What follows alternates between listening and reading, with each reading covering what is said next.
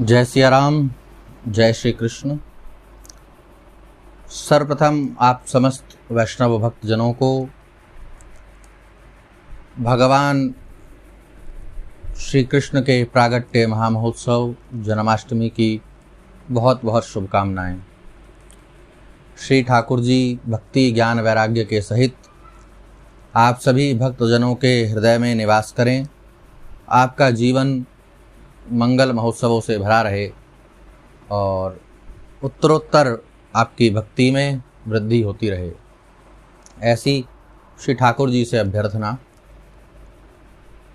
अब जैसा कि कल कहा गया था कि बहुत लोग प्रश्न करते हैं कि मंत्र जप की सही विधि क्या है।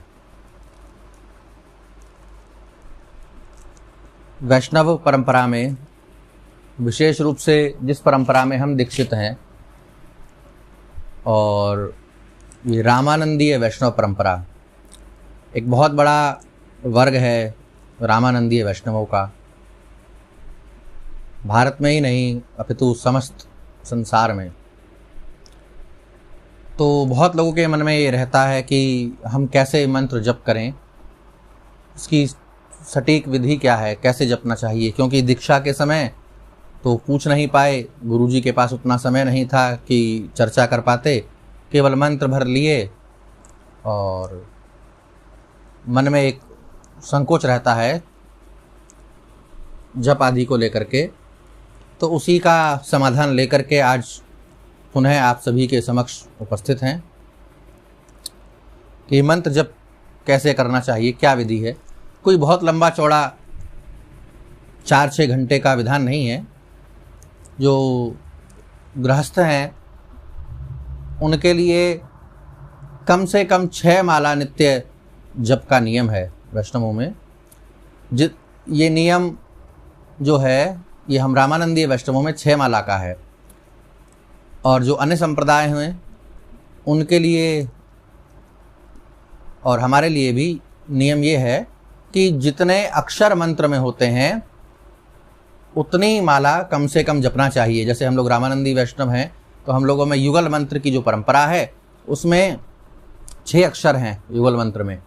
तो 6 माला कम से कम प्रत्येक वैष्णव को कम से कम 6 माला जपनी चाहिए। अधिक तो आप जितना जप सकें बहुत अच्छी बात है गुरु गोविंद की कृपा से, लेकिन 6 माला का नियम है। और ये 6 माला का जो नियम है ये विधि सहित 15 से 20 मिनट में हो जाता है। 15 से 20 मिनट लगता है। अब आपको आवश्यकता क्या क्या है, आप लोग वैष्णव हैं तो सब जानते ही होंगे, लेकिन फिर भी कुछ जो नए भक्त हैं उनके लिए सबसे पहले आवश्यकता है आपको माला की। वैष्णव लोग तुलसी पर जप करते हैं, तुलसी की माला पर। तो तुलसी की माला की आपको आवश्यकता है।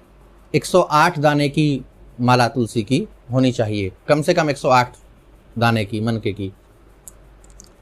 शुद्ध तुलसी आप माला के लिए लेवें। वृंदावन में उपलब्ध हो जाती हैं, अयोध्या जी में भी उपलब्ध हो जाती हैं। जहाँ से आपको शुद्धता और विश्वास हो कि तुलसी ही है, वहाँ से तुलसी की माला ले लेवें। माला पर ही जप करना चाहिए। करमाला आदि का भी विधान है, लेकिन माला का जो महत्व है वो विशेष है। तो तुलसी की माला, और माला कितनी आपने जपी उसकी गिनती के लिए एक या तो छोटी माला रखिए, इसको सुमिरनी कहते हैं। ये 27 दाने की होती है, इसको सुमिरनी कहा जाता है, इस पर संख्या जब गिनने के लिए। और उसके बाद जब आप खाली समय में हैं तो श्री भगवान का नाम इससे जपना चाहिए। एक साधन हो जाता है, श्री सीताराम सीताराम सीताराम, इस प्रकार से आप इससे जप सकते हैं खाली समय में भगवान का नाम।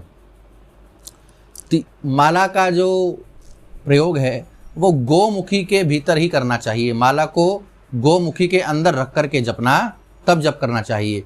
और गोमुखी किस प्रकार की हो, आजकल जो बाजार में गोमुखी उत्पन्न मिलती है वो ऐसे एक थैली सी मिलती है। तो वो जो गोमुखी है वो गोमुखी ठीक नहीं है। गोमुखी इस प्रकार की होनी चाहिए।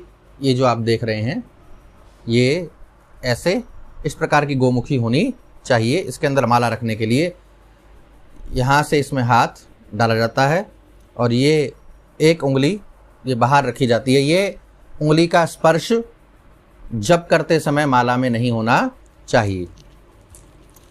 माला को पकड़ने का विधान क्या है तो आपको वो भी बता दें। माला किस प्रकार से पकड़नी चाहिए। ये सीधे हाथ से इस प्रकार से माला को जब पकड़ना चाहिए।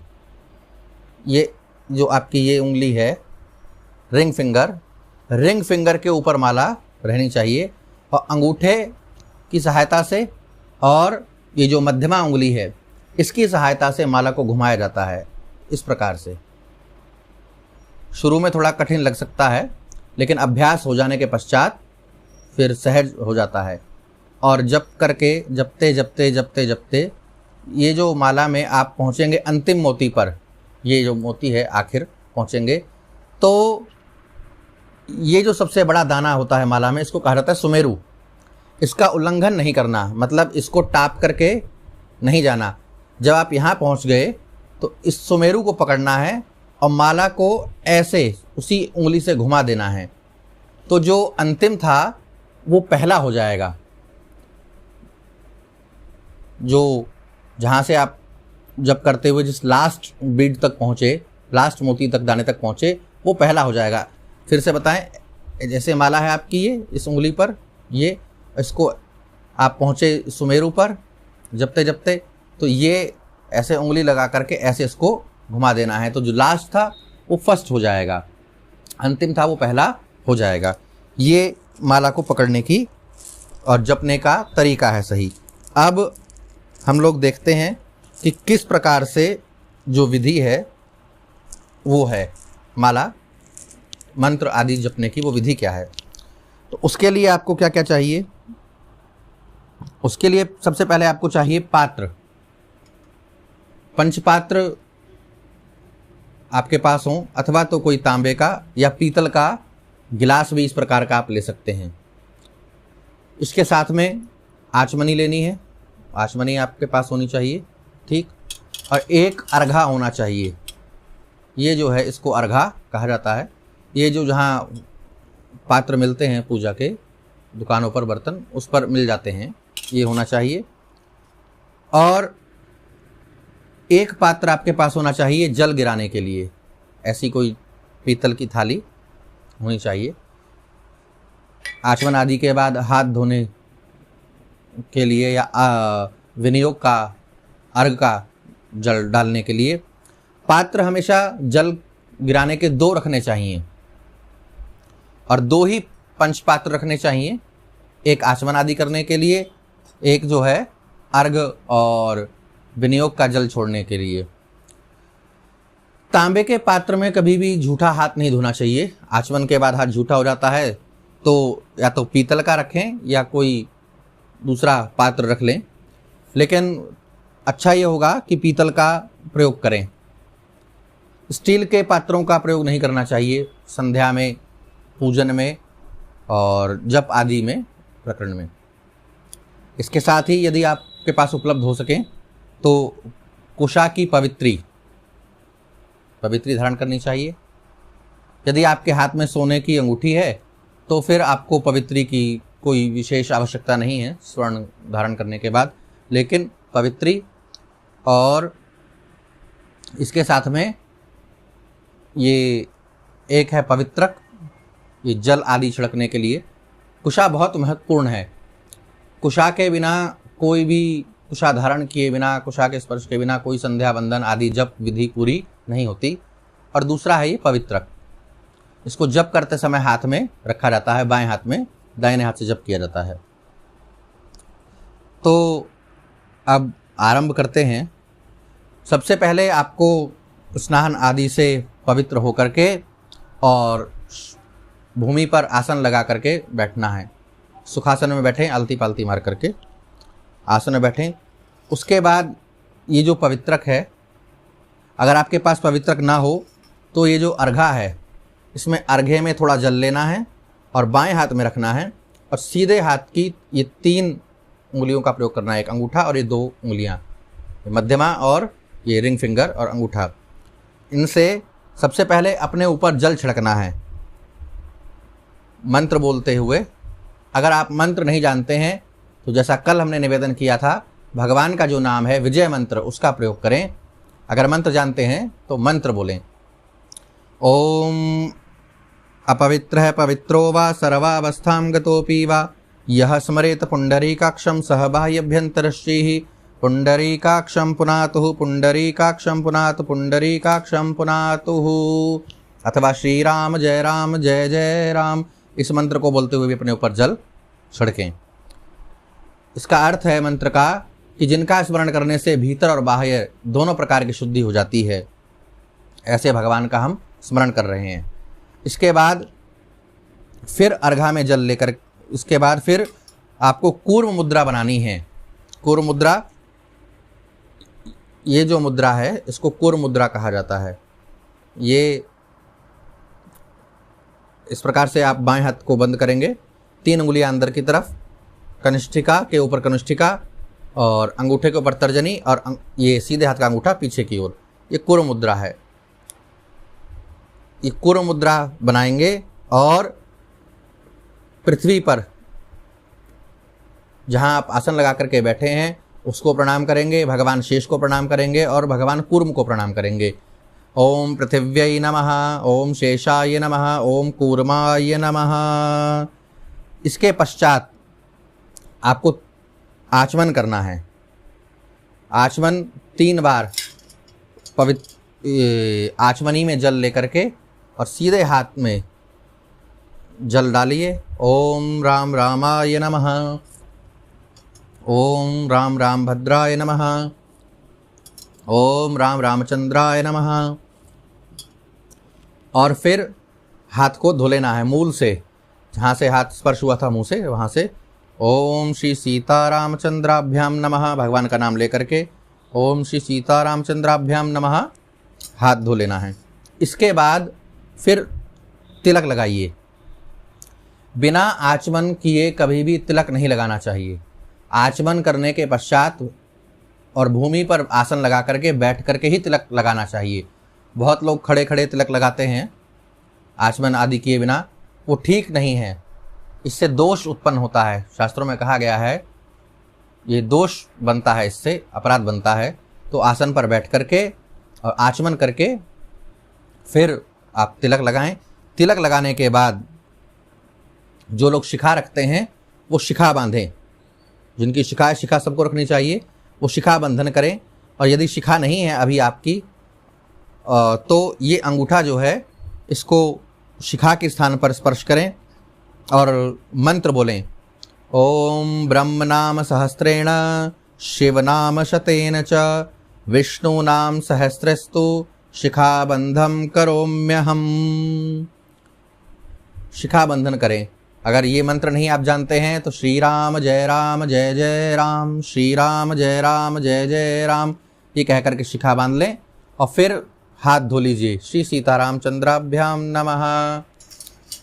ध्यान रहे हाथ धोने का जो पात्र आपने रखा है उसी में हाथ धोएं, भूमि पर जल ना गिराएं। ठीक। इसके बाद आपको आसन का पवित्रीकरण करना है। वो जो आपके पास अर्घा है उसमें जल ले लीजिए और जल लेकर के सीधे हाथ में रखें और फिर बोलिए विनियोग का मंत्र। ओम पृथ्वीति मंत्रस्य मेरु पृष्ठ ऋषि सुतलम छंदः कूर्मो देवता आसन पवित्र करणे विनियोगः। आसन पवित्र करने के लिए विनियोग। विनियोग का जल जो है वो जो दूसरा पात्र आपने अर्घ आदि के लिए विनियोग के लिए रखा है उसमें जल डाल दें। जल दूसरी तरफ से डाला जाएगा। ये जो चपटी तरफ दिखाई दे रही है आपको, अर्घे की 2 तरफ हैं, मैं आपको दिखा दूं। एक तो ये है जहाँ चोंच है, चोंच वाली तरफ अपनी तरफ रखनी है और दूसरी साइड से जल छोड़ देना है उस पात्र में। अब आसन के ऊपर थोड़ा सा जल छींटिए। ओम पृथ्वी त्वया धृता लोका देवी त्वं विष्णुहृता त्वं च धारय माम देवीं पवित्रं कुरु च आसनम। ये आसन शुद्धि का मंत्र है। आप चाहें तो, नहीं जानते हैं तो श्री राम जय जय राम, श्री राम जय जय राम, आसन पवित्रीकरणः, इससे आसन पवित्र करें। उसके बाद पवित्री धारण करें। पवित्री धारण करने से पूर्व भी अर्घ्य में जल लें, और मंत्र जानते हो तो मंत्र, नहीं तो यही कहिए कि अथ आसन पवित्र करणे विनियोगः, इतना ही बोल दीजिए, आसन पवित्र करणे विनियोगः, और फिर उसी तरफ से जल जो है दूसरे पात्र में छोड़ दें। और पवित्री जो है ये रिंग फिंगर्स में पहनी जाती है, जो आपकी रिंग फिंगर है इसमें सीधे हाथ में 3 कुशा वाली और बाएं में 2 कुशा वाली धारण करें। ओम पवित्रेस्थो वैष्णव्यो सवितुर्वः प्रसवत् उत्पुनाम्य छिद्रेण पवित्रेण सूर्यस्य रश्मिभिः तस्य ते पवित्र पते पवित्र पूतस्य यत्कामः पुने तच्छकेयम्। ये आपने पवित्री धारण कर ली। अब इसके बाद दोनों हाथ जोड़ करके और अपनी आचार्य परंपरा का, गुरु परंपरा का ध्यान करिए, गुरुदेव का ध्यान करें। हम लोगों की जो परंपरा है वो भगवान श्री राम महाप्रभु से प्रारंभ होती है, और मध्य में स्वयं भगवान राम ही रामानंदाचार्य बन करके प्रकट हुए। तो अपनी गुरु परंपरा का स्मरण करें। श्री सीतानाथ समारंभाम श्री रामानंदार्य मध्यमाम अस्मदाचार्य पर्यंताम वंदे श्री गुरु परंपराम। रामानंदम अहं वंदे वेद वेदांत पारगम राम मंत्रस्य प्रदातारम सर्वलोकोपकारकम। श्री सद्गुरु चरण कमलेभ्यो नमः। गुरुदेव का, गुरु परंपरा का स्मरण करें। उसके बाद 3 प्राणायाम करें, पूरक, कुंभक और रेचक। बाएं हाथ के अंगूठे से नासिका को दबाएं, बाएं नासिका को आरंभ में, अथवा तो अपना स्वर देख लें, और फिर श्वास खींचें, दूसरी नासिका को बंद करें और फिर पहली को छोड़ दें। इस प्रकार से 3 बार।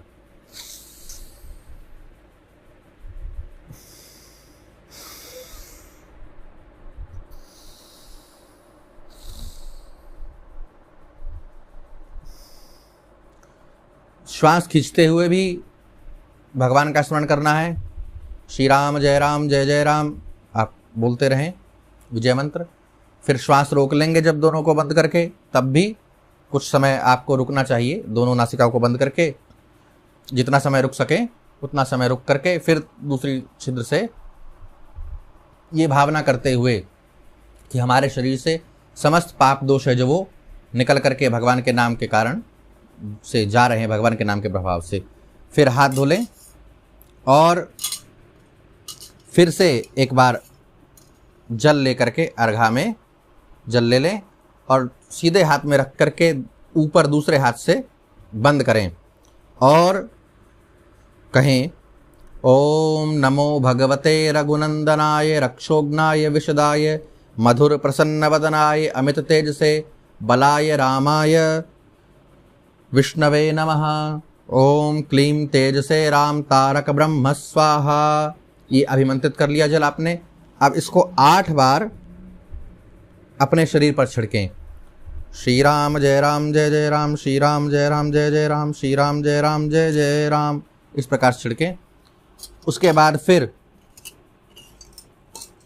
जल लें हाथ में अर्घ्य में और संकल्प करें। नियमित रूप से आप संध्या कर रहे हैं तो आवश्यकता नहीं है, लेकिन संकल्प फिर भी करना चाहिए। संकल्प का बड़ा महत्व है। संकल्प में अपना गोत्र, अपना नाम और संवत्सर, मास, तिथि, वार आदि का उच्चारण किया जाता है। हरि ओम तत्सत् विष्णोर्विष्णोः प्रवर्तमानस्य अद्य श्री श्वेतवारः कल्पे वैवस्वतमन्वन्तरे अष्टाविंशतमे कलिकाले कली प्रथम चरणे जम्बूद्वीपे भरतखंडे भारतवर्षांतर्गते है। भारतवर्ष में जिस क्षेत्र में आप निवास कर रहे हो, उत्तर प्रदेश में, दिल्ली में, हरियाणा में, पंजाब में, जहाँ भी हों आप, वहाँ का स्थान का नाम लें और प्रदेश अमुक प्रदेशे अमुक स्थाने, जिस स्थान पर आपका निवास हो वहाँ का, जहाँ आप ठहरे हों, अमुक स्थाने हैं। उसके बाद मासानाम मासोत्तमे अभी भाद्रपद मास चल रहा है जैसे, तो मासानाम मासोत्तम में भाद्रपद मासे अमुक पक्षे, श्री कृष्ण पक्षे, 2 पक्ष होते हैं, शुक्ल और कृष्ण। अमावस्या तक कृष्ण पक्ष और अमावस्या के बाद फिर शुक्ल पक्ष चलता है। तो अभी कृष्ण पक्ष है, तो कृष्ण पक्षे अमुक तिथि, आज अष्टमी तिथि है तो अष्टमी जो भी तिथि होगी, अष्टमी तिथि ही तिथौ हो अमुक वासरे, जो वार है आज शुक्रवार है, तो शुक्रवासरे अथवा भृगुवासरे अमुक गोत्रोत्पन्न, अपना गोत्र बोलें। हम लोग साधु हो हैं, वैष्णव साधु हैं, तो साधुओं का गोत्र जो है वो अच्युत हो जाता है, तो हम अपना गोत्र बोलेंगे, आप अपना बोलिए। अच्युत गोत्रोत्पन्न अमुक नाम नो हम, फिर अपना नाम लीजिए। अवध गोपाल दास नाम नो हम, भगवत कृपा प्राप्त्यर्थम, श्री सद्गुरु कृपा प्राप्त्यर्थम, भगवत चरणारविंद प्रीत्यर्थम। आप यदि सकाम कर रहे हैं जब, तो अपनी कामना रखें, निष्काम कर रहे हैं तो गुरु गोविंद की कृपा का नाम लें कि भगवत कृपा प्राप्त्यर्थम, भगवत चरणारविंद प्रीत्यर्थम, सद्गुरु कृपा प्राप्त्यर्थम, सद्गुरु चरणारविंद प्रीत्यर्थम। अहम मंत्र राजस्य जपानुष्ठानम करिष्ये, ऐसा बोल करके और जल जो है वो पात्र में छोड़ दें। उसके पश्चात आपको जप करना है शुरू है। इसके बाद जप पूरा होने के बाद एक माला, हमारा ये निवेदन है कि श्री सुरभ्यै नमः, जो गौ माता के लिए, और भगवान को भी गाय बहुत प्रिय है, तो भगवान की कृपा प्राप्ति के लिए, प्रसन्नता के लिए जो ब्राह्मण हैं शरीर से, वो ओम सुरभ्यै नमः, और जो विजेतर हैं वो श्री सुरभ्यै नमः एक माला अवश्य अनिवार्य रूप से आप जपें। और उसके पश्चात जल लेकर के अर्घा में, हाथ में जल लें अर्घे में, और अनेन सर्वकर्मण सर्वंतर्यामी श्री सीता रामचंद्राभ्याम समर्पयामी कह करके जल छोड़ दें पात्र में। इसका अर्थ हुआ कि आपने जो कुछ कर्म किया है, जब तप आदि, वो भगवान श्री सीताराम जी को, श्री राधा कृष्ण जी को, भगवान को आप अर्पित कर रहे हैं।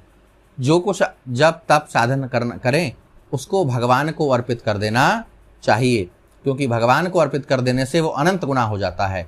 भगवान, जो वस्तु भगवान को अर्पित की जाती है, भगवान उसे अनंत गुना करके फिर लौटा देते हैं। तो आप भगवान को अर्पित कर दें, और आसन से उठने से पूर्व आसन के नीचे जल छोड़ करके, आसन को थोड़ा सा मोड़ करके, और जहाँ आप बैठे हैं आसन के नीचे थोड़ा सा जल डाल करके 3 बार उसको मस्तक से, जल को ऐसे जल स्पर्श करके ऐसे 3 बार मस्तक से लगा लेवें। इंद्राय नमः, शक्राय नमः, शतकृतवे नमः, अथवा तो इंद्राय नमः, इंद्राय नमः, इंद्राय नमः 3 बार बोल करके उसको मस्तक से लगावें। ये आपको सदैव करना चाहिए। घर में आप सत्यनारायण की कथा सुने, जप करें, भजन करें, पूजा करें नित्य प्रति भी, तो 3 बार आसन के नीचे जल छोड़ करके मस्तक से लगाना चाहिए। इससे आपका जो पुण्य है वो भगवान को समर्पित रहेगा और पुण्य की चोरी नहीं होगी। एक पुण्य चोर घूमते हैं, शास्त्रों में आया, जिनका नाम है इंद्र। भले ही वो देवाधिपति हैं, लेकिन पुण्य चुराते घूमते हैं, क्योंकि देवता लोग पुण्य नहीं कर सकते। पुण्य के प्रभाव से वो देवता हुए हैं, लेकिन देवता होने के बाद केवल भोगों में ही फंसे हैं, पुण्य नहीं कर सकते। तो अपने पुण्य का बैलेंस बढ़ा करके रखने के लिए वो ढूंढते हैं, खोज में रहते हैं, और जो इस क्रिया को नहीं करता उसके पुण्य का वो हरण कर लेते हैं। तो इसके रक्षण के लिए 3 बार मस्तक से लगाना चाहिए। ये आज हमने आपको सहज विधि जप की आपको बताई। आशा है आप इसको समझ गए होंगे और इस प्रकार से करेंगे तो आपको बहुत लाभ होगा। देखिए, विधि पूर्वक किया जाने वाला कोई भी कार्य जो है वो बिल्कुल ठीक सटीक फलदायी होता है। इसलिए विधि पूर्वक जप तप आदि साधन सब करना चाहिए, पूजन करना चाहिए। और चूँकि यहाँ पर YouTube पर हर एक बात नहीं कही जा सकती, कुछ अध्यात्म की मर्यादाएं हैं, मंत्र आदि नहीं कहा जा सकता, बताया जा सकता, और फिर आप भूल भी जाएंगे। सुनने के बाद बहुत बार सुनना पड़ेगा, अथवा तो सुन करके लिखना पड़ेगा, ये कठिन हो जाएगा। इसके लिए श्री गुरुदेव भगवान की कृपा से हम लोगों ने एक छोटी सी पुस्तिका प्रकाशित करवाई थी। इसमें जो हम लोग रामानंदीय वैष्णव हैं उनको किस विधि से जप करना चाहिए, इसमें जप प्रकरण पूरा दिया है। जो अभी हमने आपको विधि बताई उसका ये पूरा जप प्रकरण दिया गया है। इसके साथ ही आप नित्य प्रति घर पर हवन कैसे कर सकते हैं, तो श्री राम हवन विधि भी वैष्णवों के लिए दी गई है। और इसके पश्चात कुछ इसमें स्तोत्र हैं जिनका नित्य प्रति प्रत्येक गृहस्थ को पाठ करना चाहिए नियम पूर्वक, जिससे बहुत लाभ मिलता है। तो अगर आप लोग चाहें तो आप इसे मंगवा सकते हैं। इसके लिए कोई शुल्क देय नहीं है, ये पूर्णतया निःशुल्क है। आप इसको प्राप्त कर सकते हैं, पूर्णतया ये पुस्तक निःशुल्क है। जो लोग भी इसको प्राप्त करना चाहें वो हमारी वेबसाइट है ट्रस्ट की www.sharanagatsevatrust.com, उस पर आप अपना नाम पता दे करके और कितनी पुस्तक संख्या में चाहिए ये दे करके आप जो इसको प्राप्त कर सकते हैं, मंगवा सकते हैं। व्हाट्सएप पर भी आप बता सकते हैं 8527157187।